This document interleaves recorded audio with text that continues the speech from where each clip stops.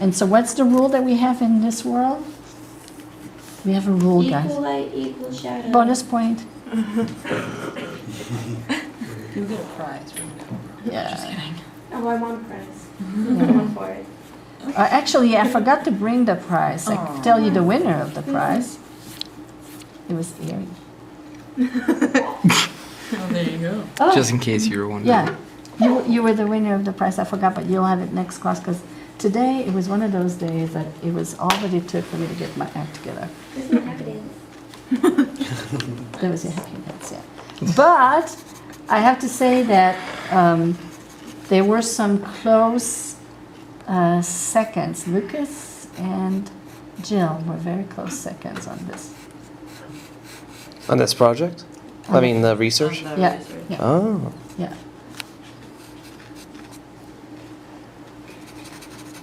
Okay, so you see what I'm doing right now? I just go to see where's my light source. There's a little bit of light source just over there. I'm just doing light sources. And then I go back, make sure I remember which side is the dark. I'm gonna go and shade this because I think it would look better shaded. You like that? Keep some of the grays. And then I want to do and see where's the shadow. Now the shadow is starting. See how light that is and how shadow that is? Equal light, equal shadow. So light and very dark shadows. And that is very dynamic. If I started to do it this way, this is very shadowy over here. And then over here it has some of the mid-gray, but it has a little bit of the shadow. Not as strong over there. Same thing here, some over there. This big ball over here has a lot of shadows underneath over here, and a little bit over there. And now, if I use one side of the paper snob for the dark. And also, what you notice here is that my paper stump is dirty, so I'm using it as a pencil. I'm actually using it. I don't reach low to put things over there, so I put that over there.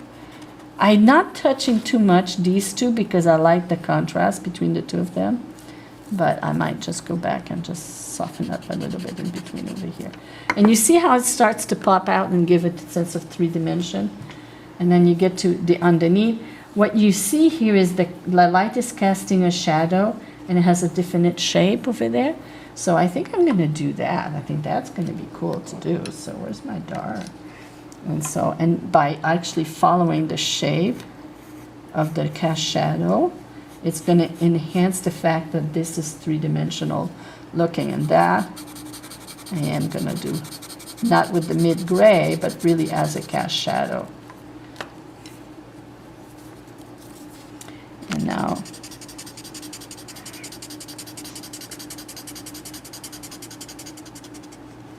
and then there's a little bit of highlight on the top of these shapes. So I'm going to go back and just make sure that I hit.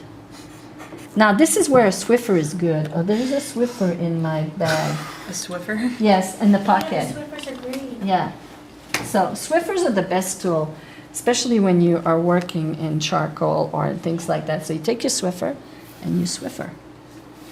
And so if you have all that excess graphite that might go everywhere, you gently Swiffer it. And now you start to have a nice thing. So here we're going to look that there's a highlight in the center and there's a gradation of light from here to here and there to there. So we're going to start with the highlight in the center. Now, one of the things that I learned a long time ago when I start to draw is if I were to draw a highlight just as a strong light, it's going to look like a cartoon. Lights and shadow gets broken up because every surface has little nooks and crannies into them. And so breaking that, as I could see it, I see the light is stronger here, here, and here, a little softer there and there and there. And that modulation gives life to a drawing. So just as a little tidbit. But right now I just did a line. And now I just soften it here and there so that it does that. And then same thing here. I know that the shape will go from here to here. And what I'm going to do is I'm going to take my blender and I'm going to blend at the source moving towards the light. It's in that direction so that it creates a sense of movement that follows the movement of the shape that I'm working on, and that also helps. And doing the same on the other side. And I just kind of deposit some of the graphite and then bring it in. This one has a little bit more shadow on this side. And then one thing that I see all the time is that while this has a crease of a dark shadow just next to it, nice strong highlight next to it. And that always, that's nice, I like that one too. Yeah, that was yummy. You know, same thing. Now this is not a highlight and shadow because technically these two kind of blend a little bit. They shouldn't stop because that's just the cast shadow. You know, so it kind of shows where that goes.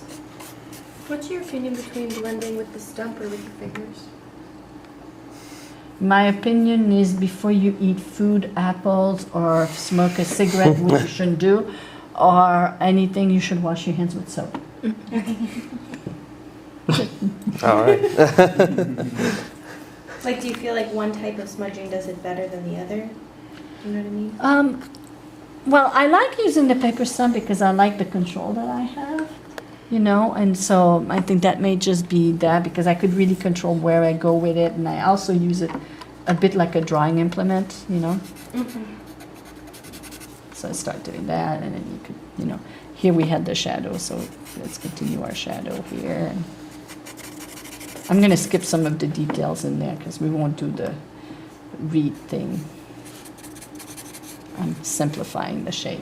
But what I could show you is that, you know, when you have a motif that continues itself like that, you have to think about the light source, but the light source at the center will flip to the other side. Do you see what I just did? Mm-hmm.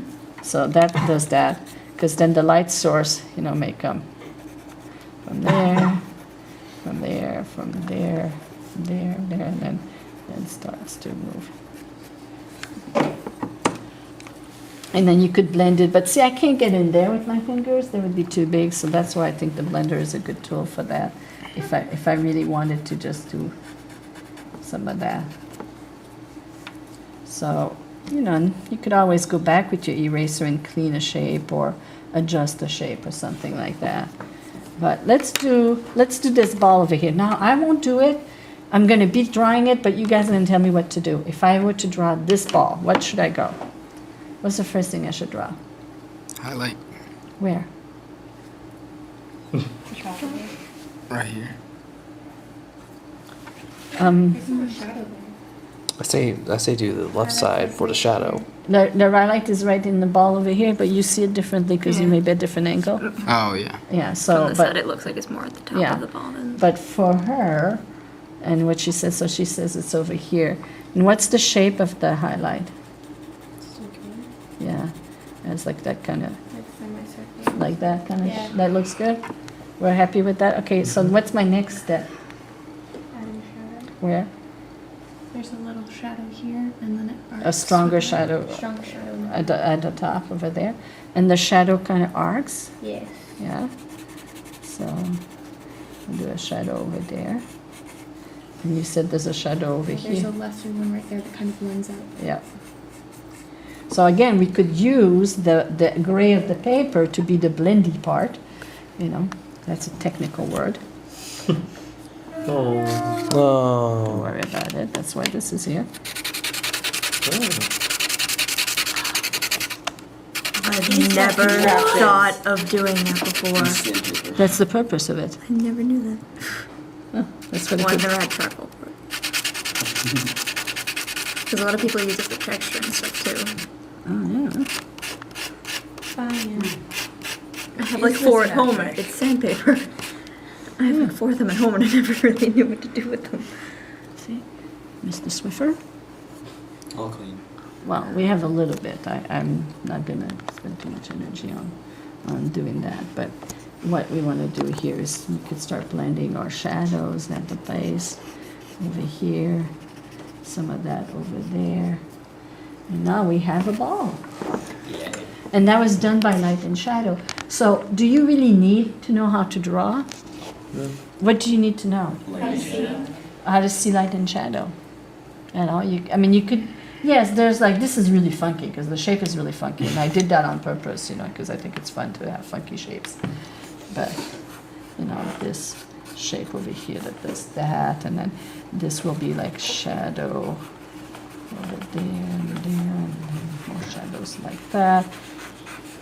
Now we get to see that, and then the highlight would be that. And I could just go on and on and on and on and on like that. Do you see that?